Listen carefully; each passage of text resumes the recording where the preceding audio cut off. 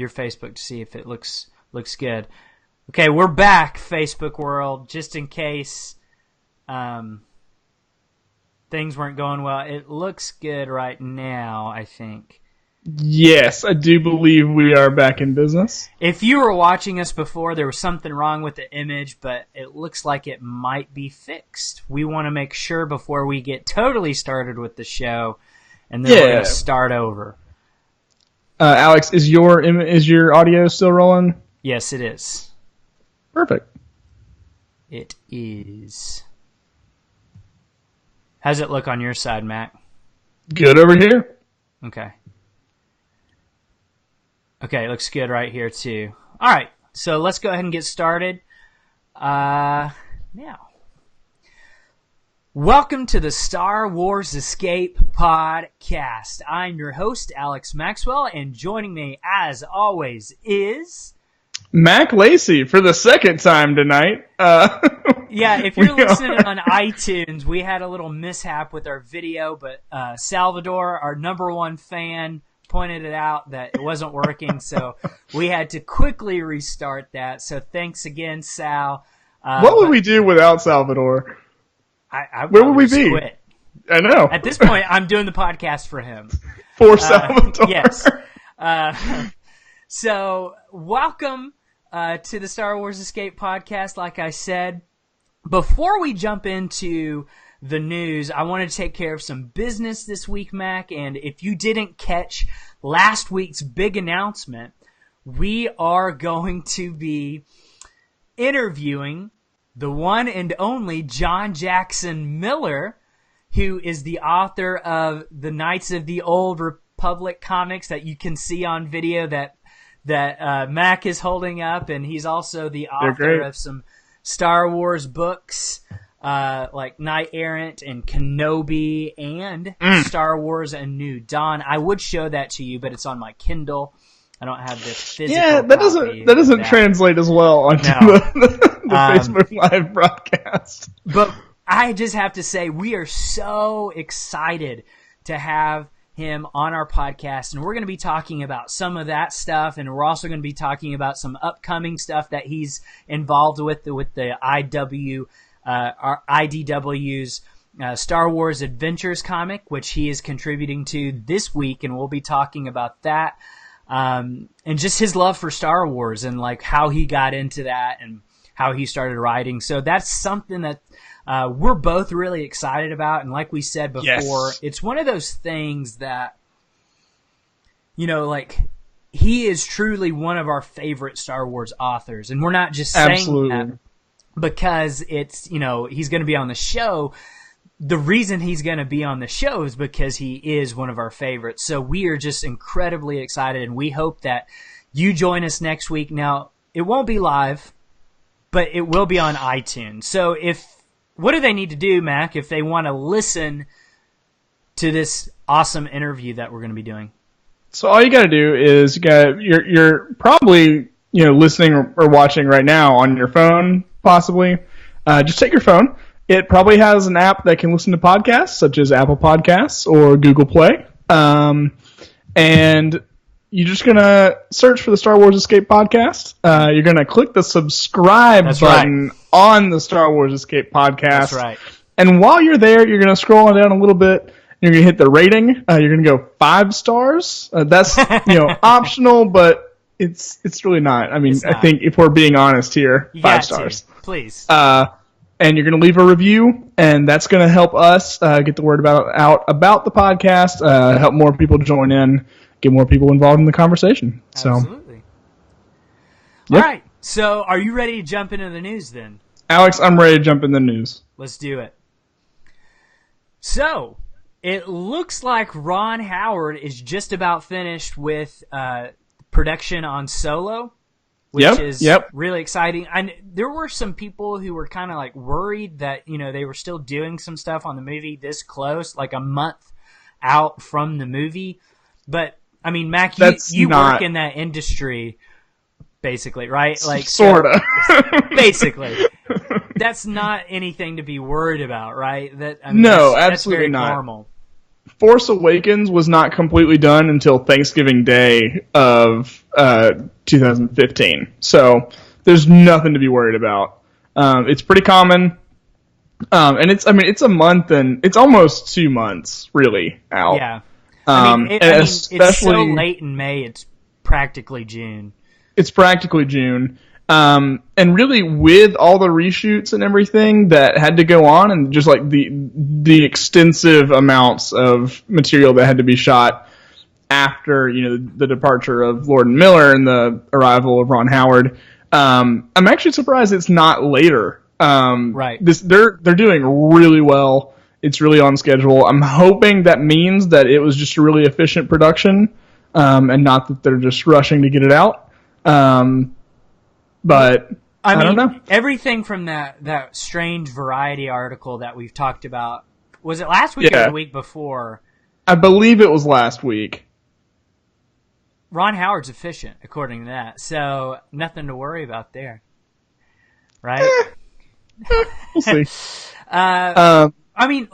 Even more recently, I know they were working on Black Panther the month that it was coming out, and that's done very, very well in theaters. So it's still doing well in theaters. Yeah, that thing has the most legs of any movie. Yeah, it's good. It's a good movie. Yeah. Go see it if you haven't. When you combine Batman and Lion King into one thing, so it's what goes wrong there?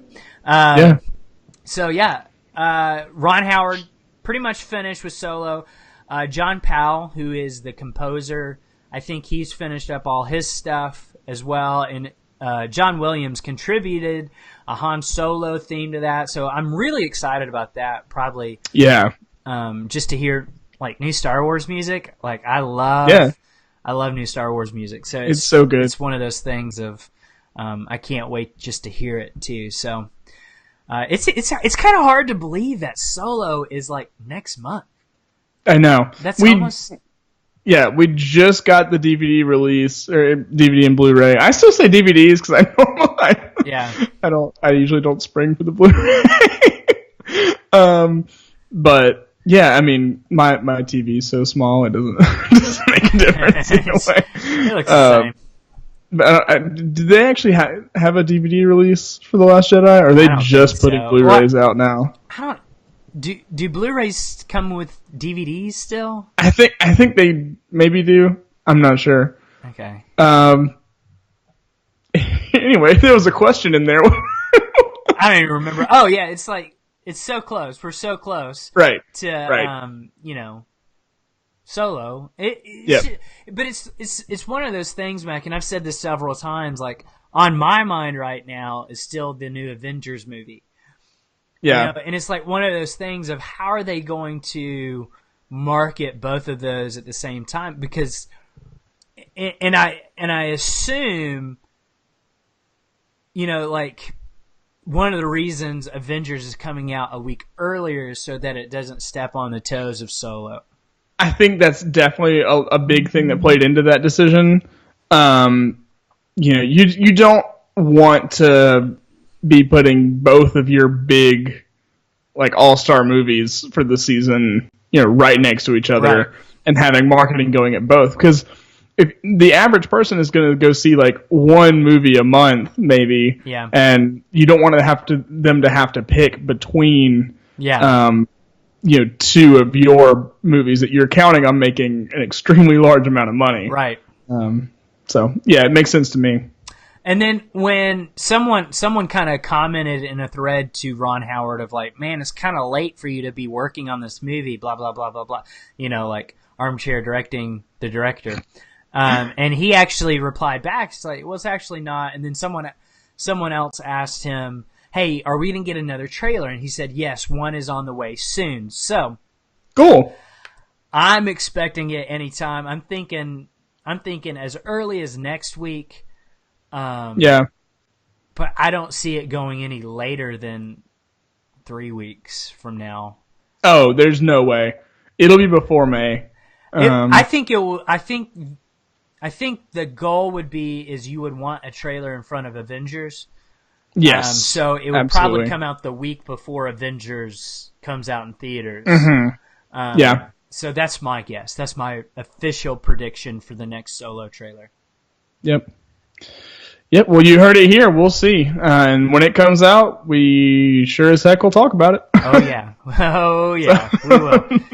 And we can't wait to talk about it with you guys. So make sure you join us for that. So next in the news is honestly, it's kind of some weird news that I wasn't expecting today. I have been very confused about this for a good while. The first mention I heard of this was on Jedi Council, I believe, from Christian Harloff talking about it, that they were going to be involved with it somehow. See, I had no idea until Jason Ward from MakingStarWars.net was tweeting about all of this, and I was like, what is this? What is going on? Yeah. Well, let's give a rundown of what we're actually talking about right now.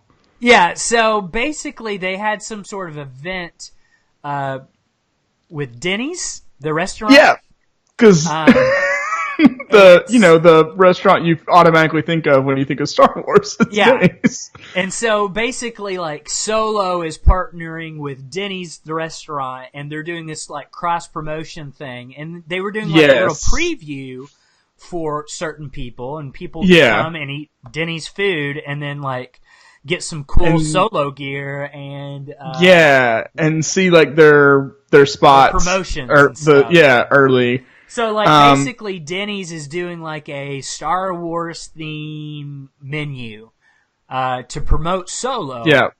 And there's going to be a commercial, and you can already find it. It's online, but basically, there's a Denny's commercial. Promoting Solo, and Mac, I don't know about you, but like I was expecting something else, but when I actually watched the commercial, it was like it's not a bad commercial. It's pretty cool. Yeah, I liked it. I dig it. You got young Han, and first, in the commercial, you're just in a cantina. There's like some cantina music going.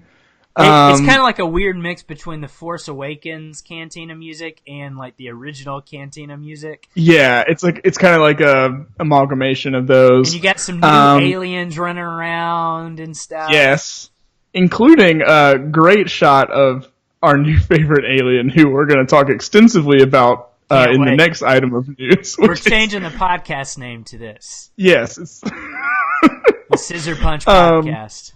The Star Wars Escape Thermcast.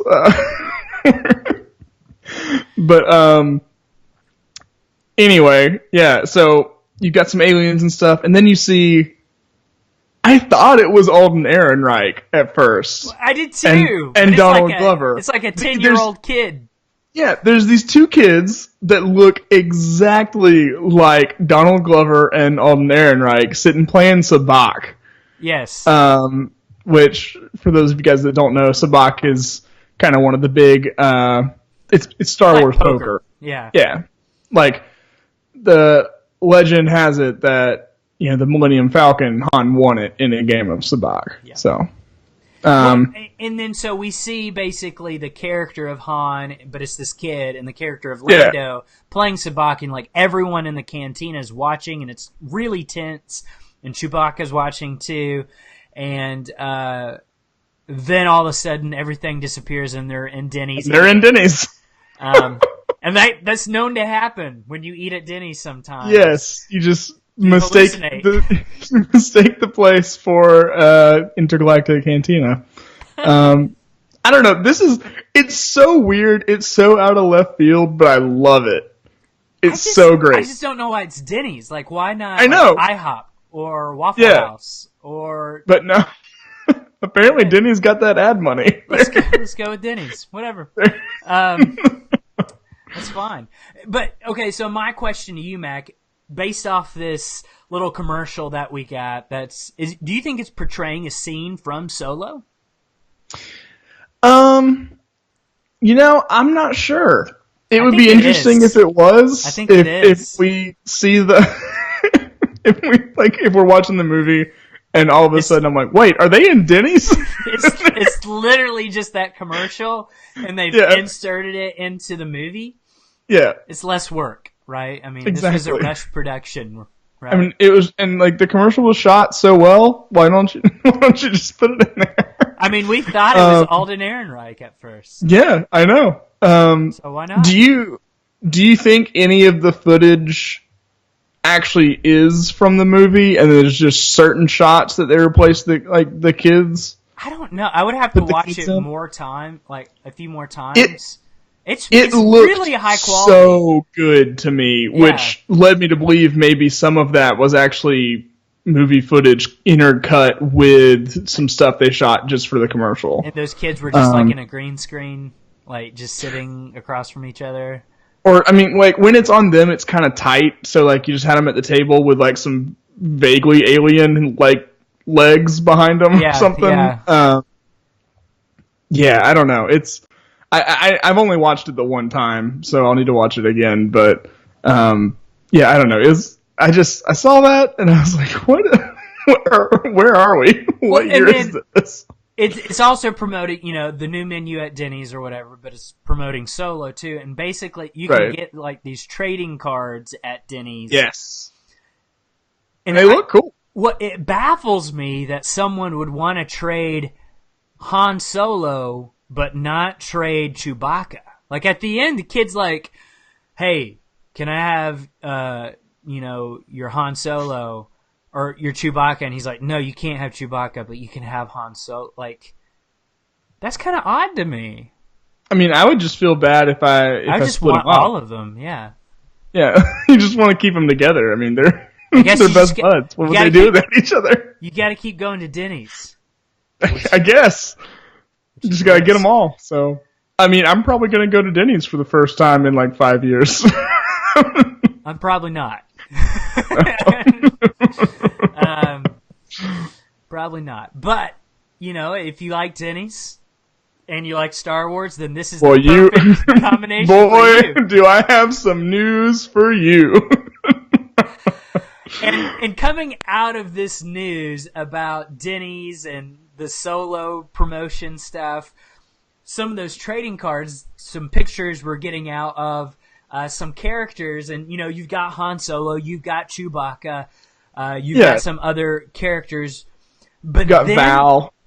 Mac, we possibly have the greatest Star Wars character name ever. I like the props. He's got some scissors up on the camera. Scissor punch. Yes. If you're listening on the podcast, I have a scissors and open and close them a few times, and then I punched the camera because we're introducing the greatest named character of all time, Therm Scissorpunch. And he's a giant lobster. I'm going to try to show you on here if you can see on the video.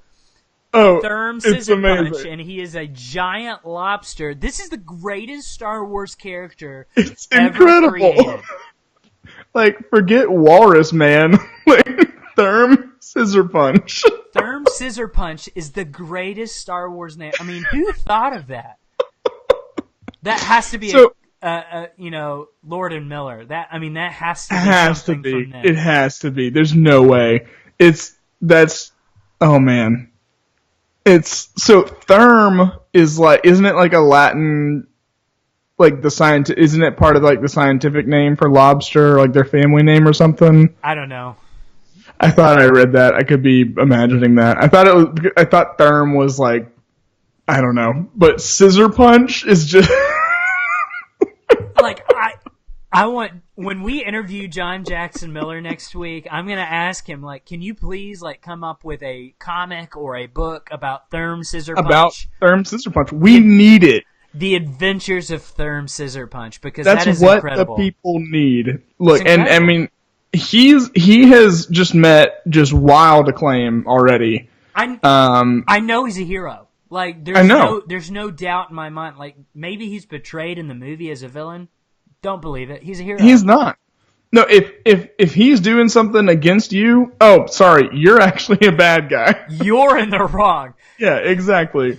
because Therm Scissorpunch is the people's hero. He's the hero we need and deserve. I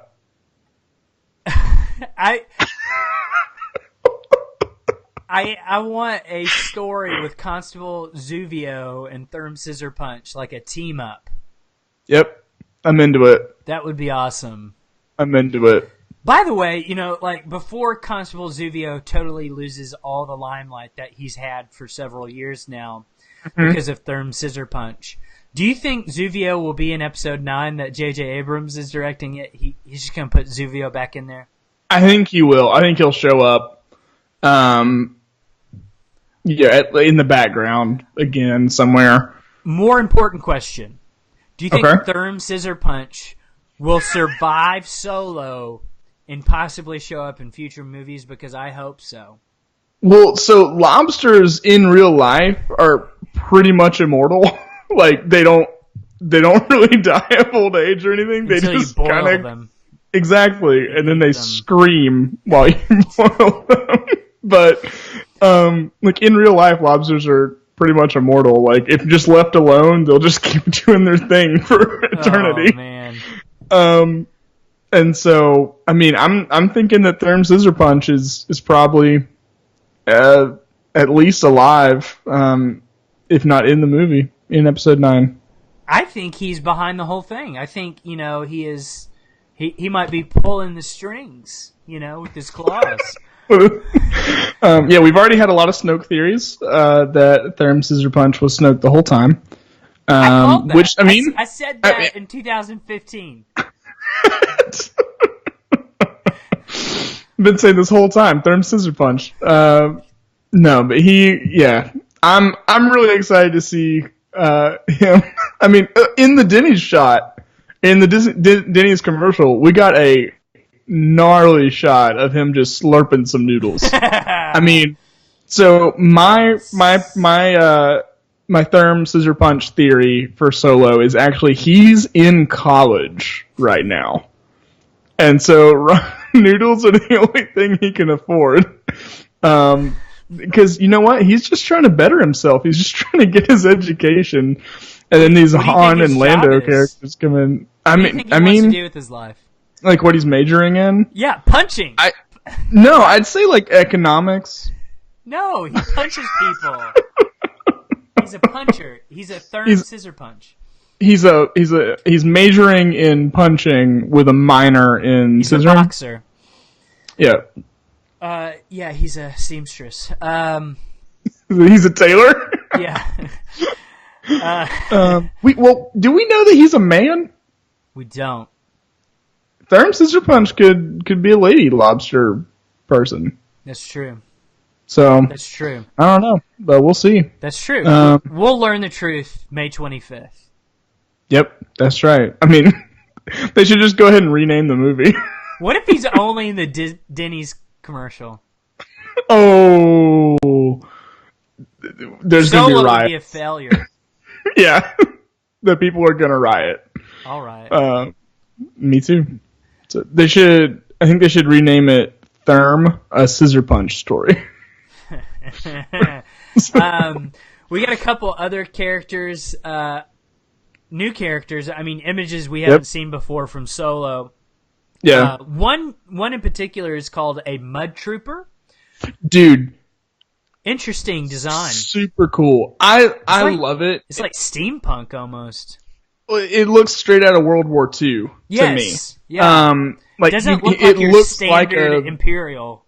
Yeah. I mean, it looks like a Nazi. Like the color of his helmet and everything, and the way it kind of goes in the back, like it looks like a Nazi helmet. Like he just looks like a classic. Because like the Empire's always been based around the Nazis because of the bad guys, and everybody's pretty much.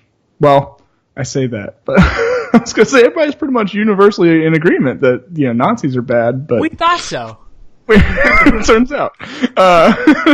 Yeah. But anyway, they're easy targets to base your bad guys off of. And so I love it. That's one of the things in The Last Jedi that I loved was the opening sequence with the bombers, because that looks straight up like like Doctor Strangelove or something with like B-52s and sure. So I kind of like when like a little bit of that's brought in. It just goes to kind of serve that lived-in universe feel to me. Right. So I don't know. I love the Mud Trooper design. Yeah, it looks really cool. It's very rugged looking too. I mean, like obviously, it's not white armor. It's like an amalgamation of like it looks like it's like green and brown. Yeah, and his helmet is black. It's just it's a cool design. And then the other one that stood out to me was a character named Moloch.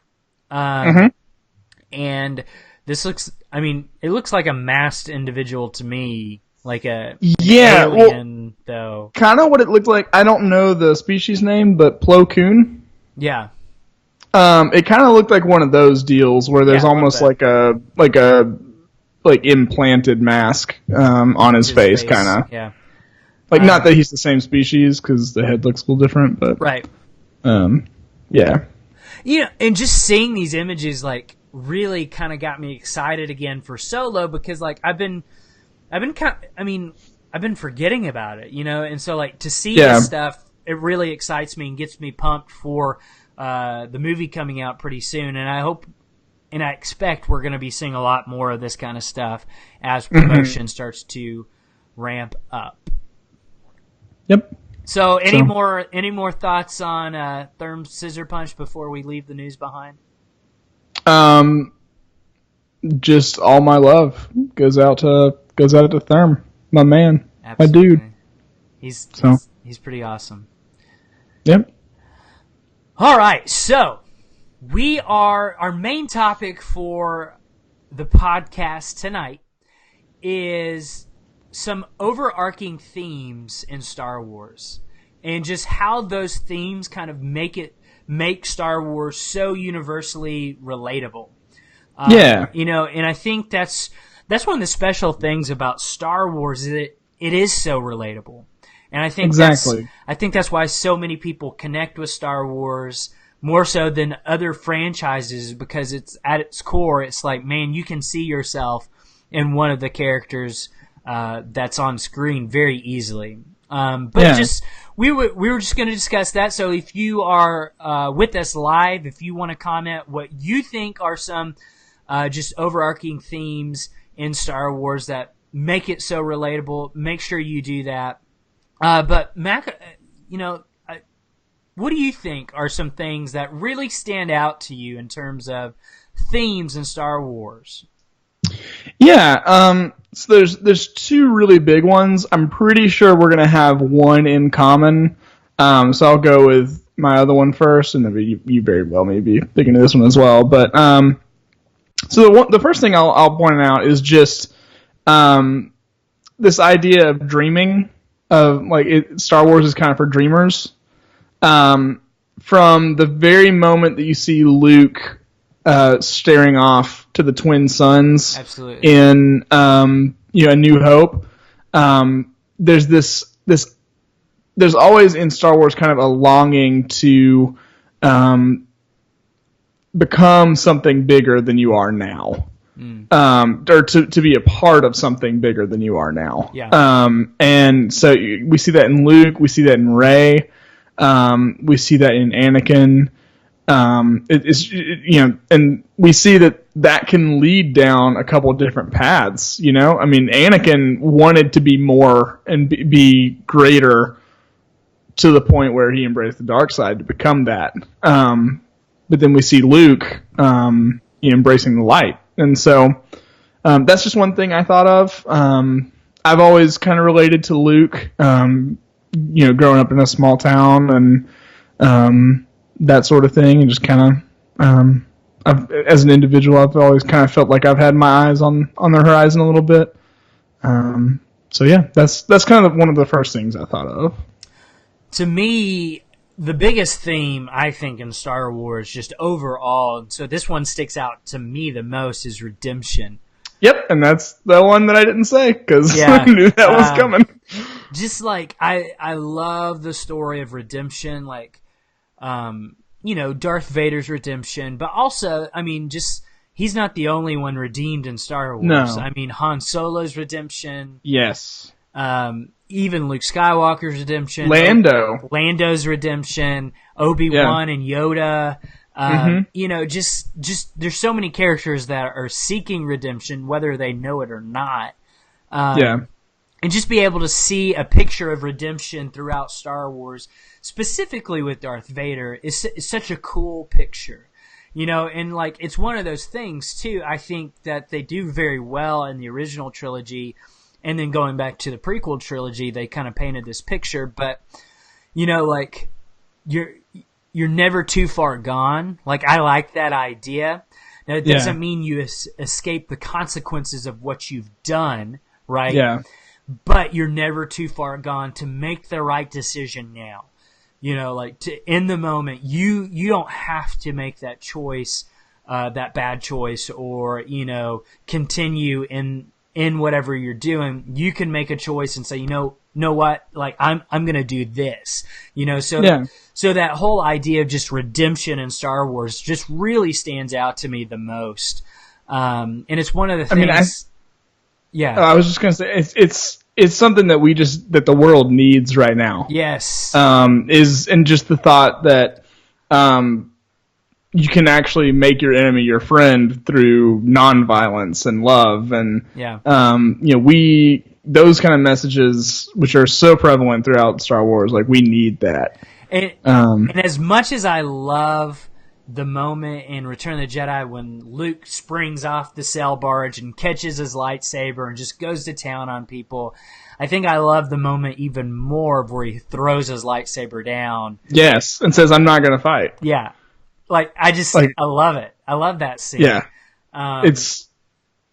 And then that's why I love the ending that he got in The Last Jedi, because I think the way he went out goes to serve that. He could have showed up and just like cut Ben apart, but he didn't. Right. He protected his friends and didn't end up actually, you know, taking action against Kylo. So and it's one of those things like in the sequel trilogy that we're in now. You know, I hope for redemption for Kylo Ren. Yeah, there's some very irredeemable qualities about him, for sure. Probably even more so than Darth Vader. Darth Vader never killed Han Solo. Exactly. Yeah. It's just one of those things, though. It's like, you know, how far do you take it? Because I've already seen people commenting, you know, on Twitter of like, I want to see Kylo Ren redeemed, and then other people chiming in like he can't be because of what he's done, and like he should be punished, and all those different things. But like I think people forget being redeemed and being punished are two different things in my mind. Yeah. You could still be redeemed and still have to live up to what you did, you know? And so that's kind of my hope for Kylo Ren is like he's redeemed in the end, but still has to, I would like to see him live with the consequences and fallout of what he's done. Yeah. And it kind of reminds me of an old Tales of the Jedi story where a Jedi turned to the Sith, and then like he ends up getting all his force powers taken away, and he spends the rest of his life kind of like making up for what he's done. And like I kind of want to see that for Kylo Ren. Something like that.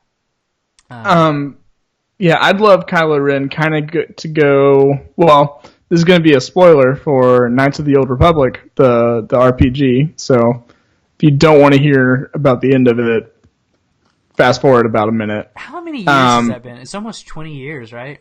Almost. It's been like 14, I think. I think it was 2004, 2003. Man. But it's so good, though. It's so good. So I kind of see a lot what happens to Revan. Discovering that, oh wait, I did all these things in the past. Like, I'd love for Kylo to have to go kind of deal with that. Because even throughout the game, like, you're still dealing with people being like, oh, should we actually trust you? Because you did all these, like, you know, Revan's still living with the fallout of what they did, even though they don't even remember doing it. But yeah, I'd like to see something like that for Kylo. Another theme that I think is very prevalent in Star Wars is family and friendship.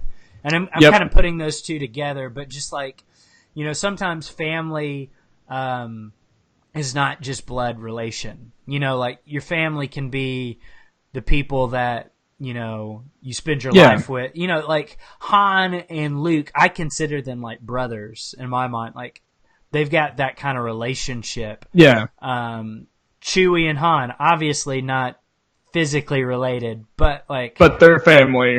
Yeah, they're deeper than family, probably. Yeah, so just absolutely. Those kind of relationships. That's another thing that I think that just makes Star Wars so appealing is the idea of the family and friends and just all that. I think that's a really cool thing in Star Wars, and it makes it really attractive from the outside.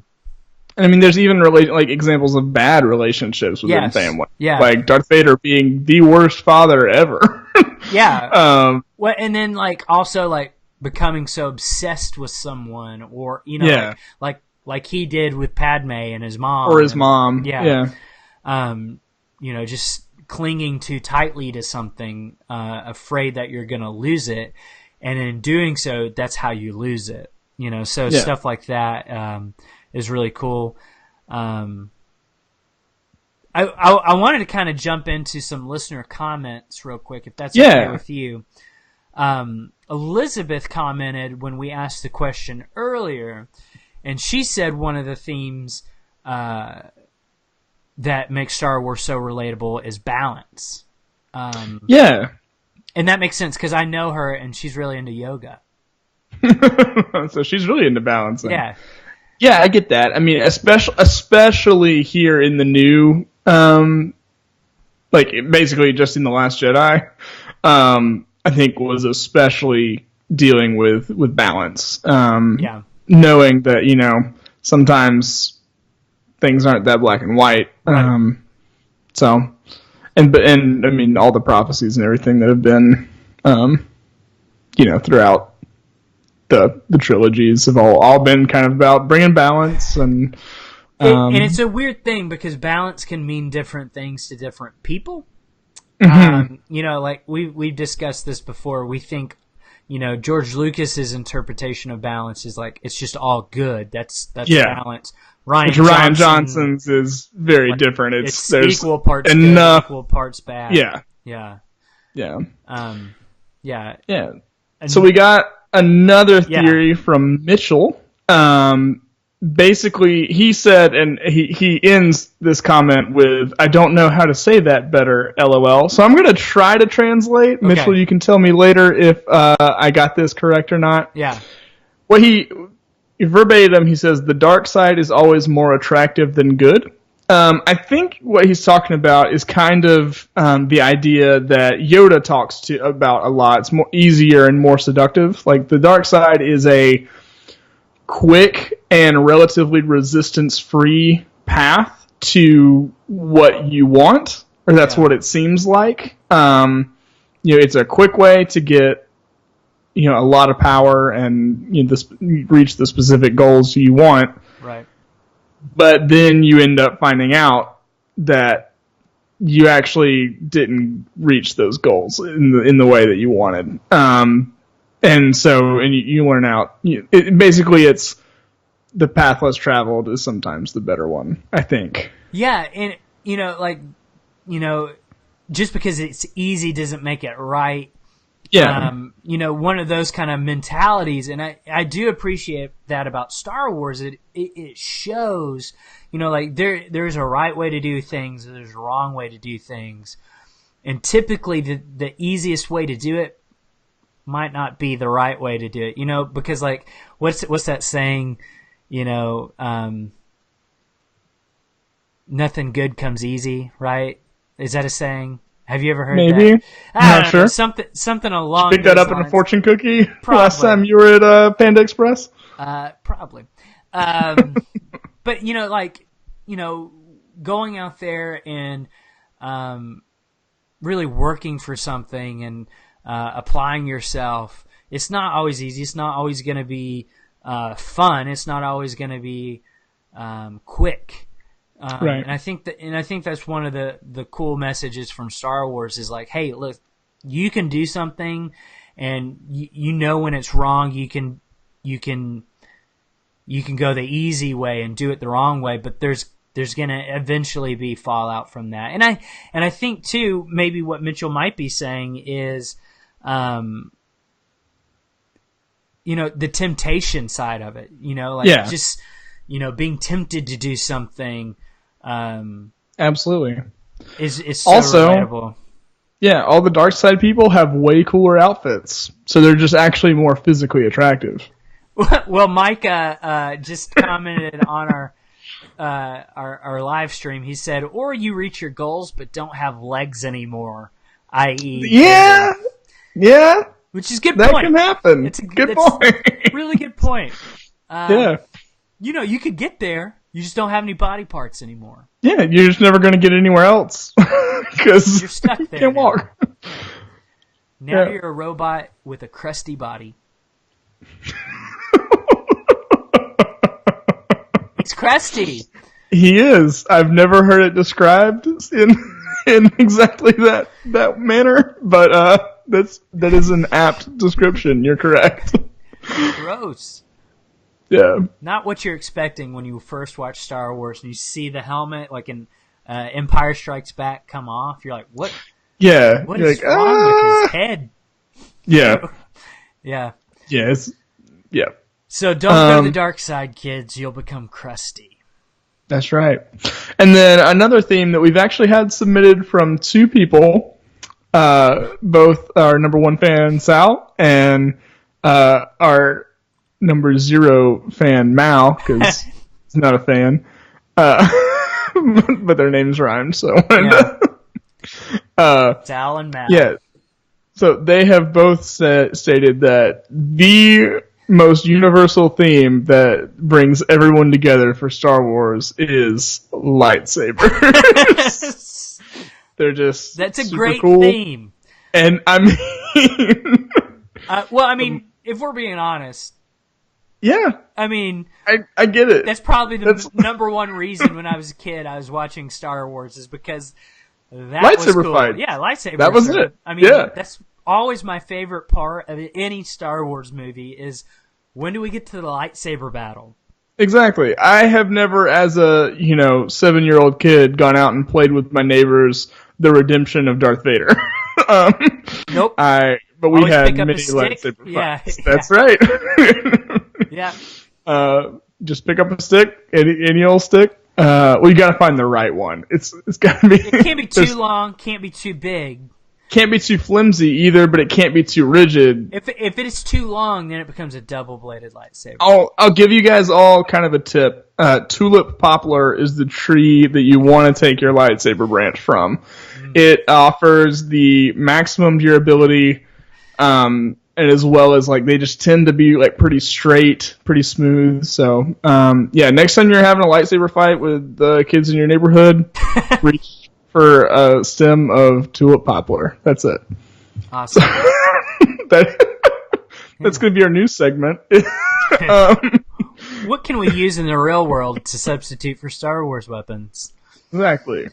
I always use a flashlight. That's a good one. Because I was playing by myself most of the time. But then, especially if you're around a campfire or anything. Oh, that's sad, Alex.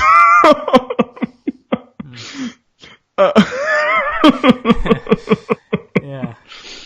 But if you're at a campfire and you got the smoke, you can actually kind of see the flashlight beam in it. That's some prime lightsaber fighting right there. It's really good.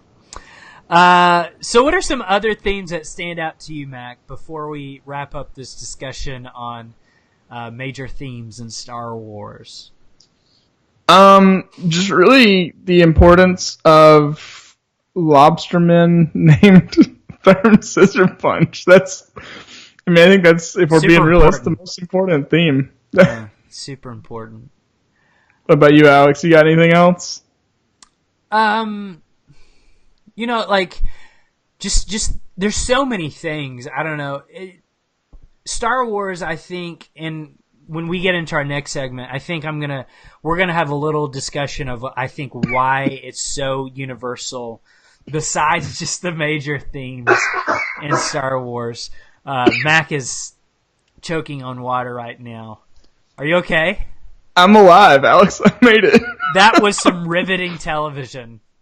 Drama. Oh, man. That was not riveting podcasting, though. I thought we had lost you there for a second. I'm back. So we're going to be talking about Joseph Campbell, right? Yeah.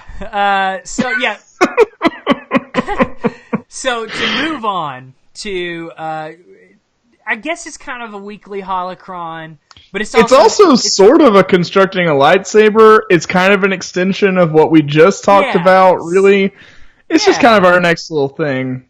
Let's talk about Joseph Campbell and his influence on Star Wars. And if you're unaware of who Joseph Campbell is a writer who specifically writes about mythology and even more specific from there, something called the monomyth. Yes.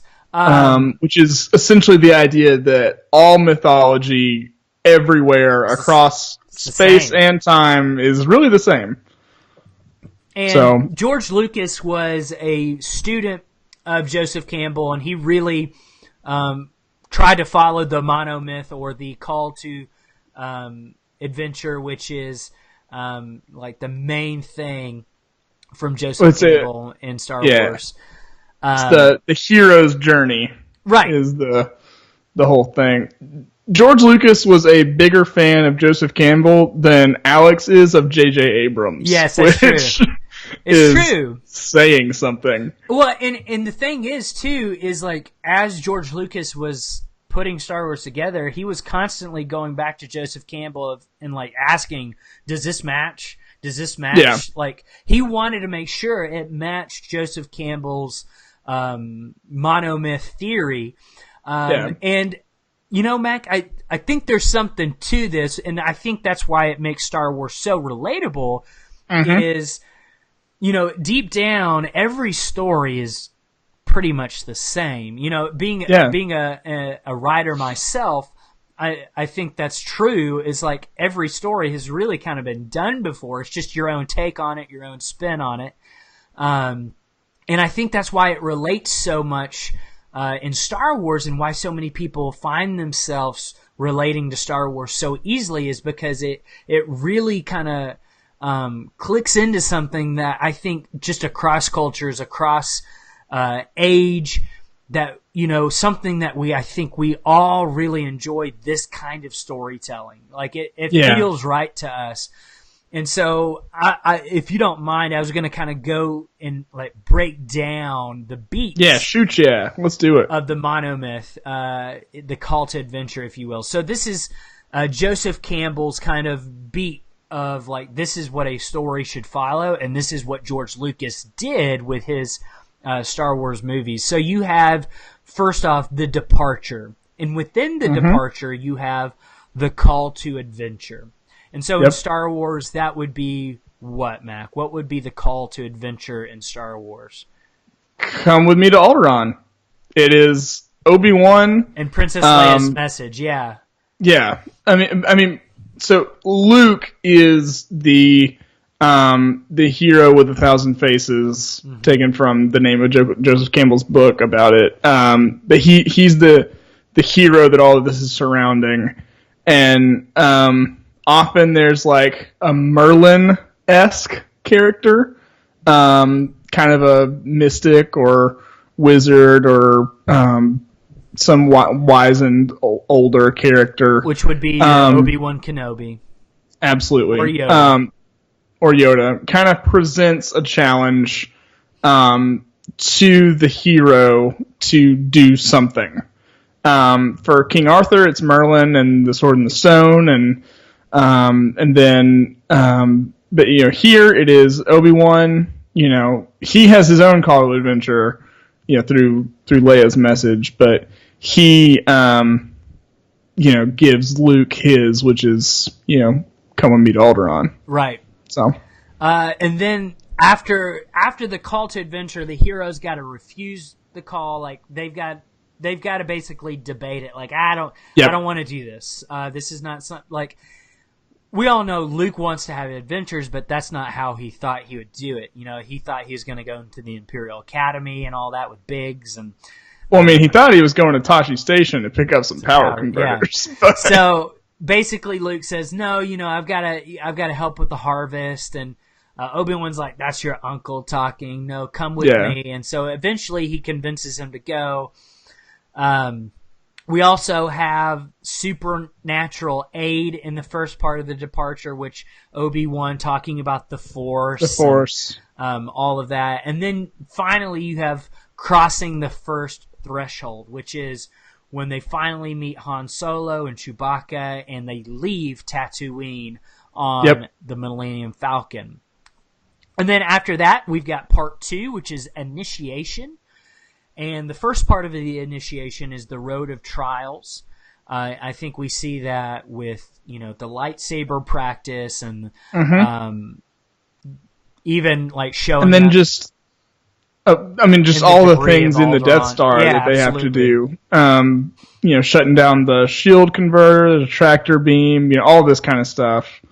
All kind of plays into that stage. Right. And so, like, all of this, what's cool, too, is, like, part 1, like, the departure, and then you've got part 2, the initiation, part 3, the return. All of that fits within each Star Wars movie, but it also like, you could also take Star Wars A New Hope, and it is just part 1 departure. And you could take Empire Strikes Back, and it's just part 2 initiation. Yeah. And then literally Return of the Jedi is part 3, the return. Yeah, it's so cool. I mean, and it's just like the details that you can put together and all the dots you can connect is just super cool. Right. And I think it really does. It's more than just kind of some fun trivia. Like, I think that it really does play into why it's such a strong narrative, why so many people can relate to it. Right. And so, like, if we're just going off A New Hope, you've got your initiation stuff, which takes place, you know, that's the main chunk of your movie. You see Luke and Han and Leia and Chewie just really going through the Death Star, having their adventures and stuff. And then I think a tipping point is, and this is true in any monomyth according to Joseph Campbell, is when Obi-Wan Kenobi dies. That is that serves as a catalyst for the hero to really step up and become the hero, and that's what we see. And so you know, they destroy the Death Star doing that. And we could go into so much more detail, you know, like even in, because I have the book A Hero with 1,000 Faces. It talks about being in the belly of the whale, which would be the Death Star, or even if we want to get technical, the trash compactor. Oops, my mic just fell. Oh man, that's gonna sound great on the podcast. My bad.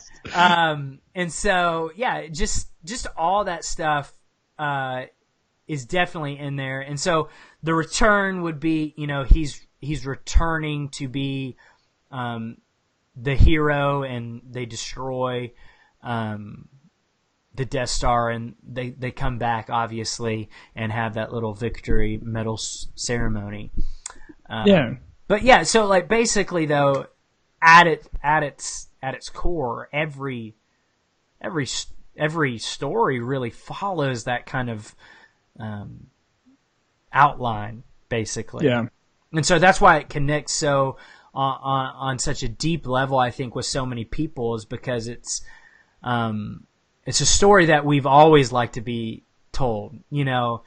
And I think, let me ask you this, since The Last Jedi is still out, and there's a lot of conversation revolving around The Last Jedi, do you think The Last Jedi kind of departs from kind of the Joseph Campbell side of things, or do you still think it fits within the monomyth, if you will? So to Some degree, yes, and some degree, no.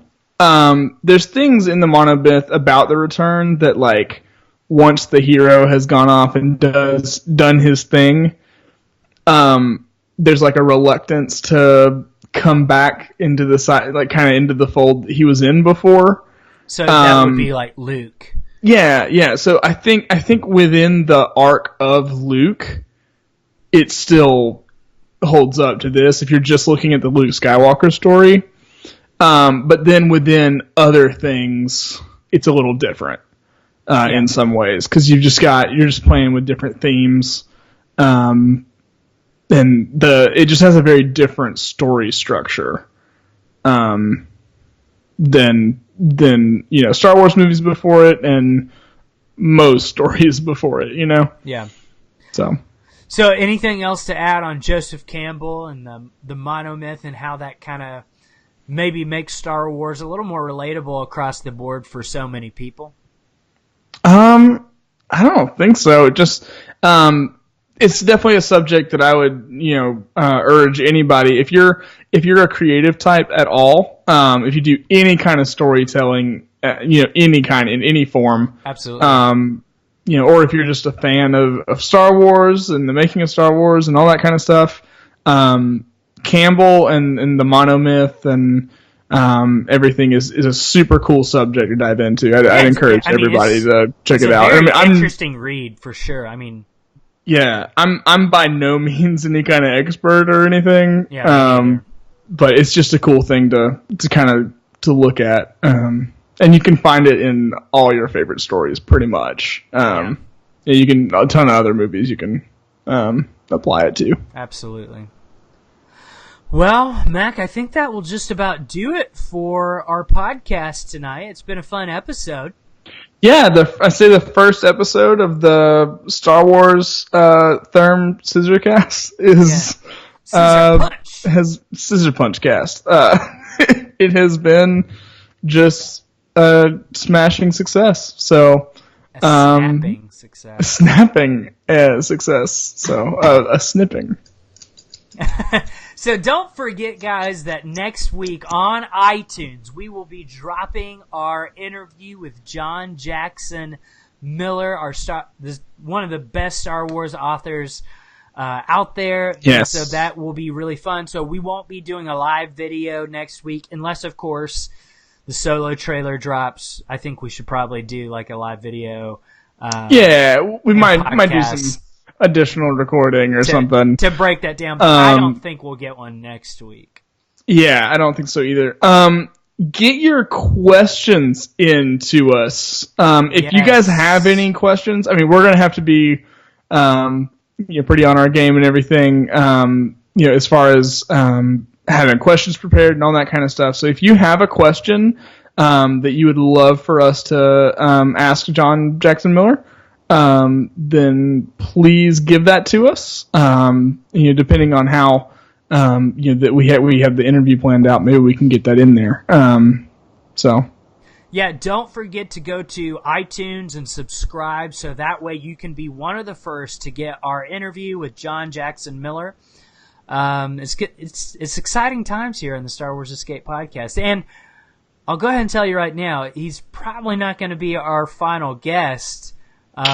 We've got some other things too, and I hope this goes so well that obviously we would like to have him back and for sure talk to him too. But I don't. This is only the beginning. Yes, this is call to adventure. If you will. We have. I think. This upcoming interview might be our crossing the threshold, the first threshold. Because after that we've got a lot of really fun, cool, crazy stuff that we're gonna try to be doing here in the future. I'm excited. I'm excited to see where the podcast goes and everything. So, make sure you just like all our socials: Facebook, Twitter. Follow us on Twitter, like us on Facebook. Share these videos. Share the links to the podcast. Anything you can do like that helps us out a ton. We really appreciate it. We're on YouTube. And then we've never really done this before, but I'll give my Twitter handle, Sure. Alex, if you want to give yours. I don't know if sure. you're comfortable with that, but so mine's just at Mac_Lacey, MAC_LACEY. And mine is at the Alex Maxwell. All right. So you can basically find them retweeting all of the Star Wars Escape podcast tweets. That's pretty much all I do now. Yeah, pretty much. That's what I use Twitter for now. It's just Twitter is just the podcast promotion machine. Yes. So and then I also get all of my sweet Therm Scissorpunch news. I can't wait. That's also what I use Twitter for. So. We will keep you up to date on our Twitter, which is at SW Escape Pod, for all your Therm Scissorpunch news. So if you want to know more about him, make sure you follow us on there. Yeah, and just send us questions, send us comments, and everything like that. We love to do that. And if you are nice, we will put it on the show. So, all right. So again, subscribe. Can't wait till next week. Yep. And until that time, may the Force be with you. Always. Peace.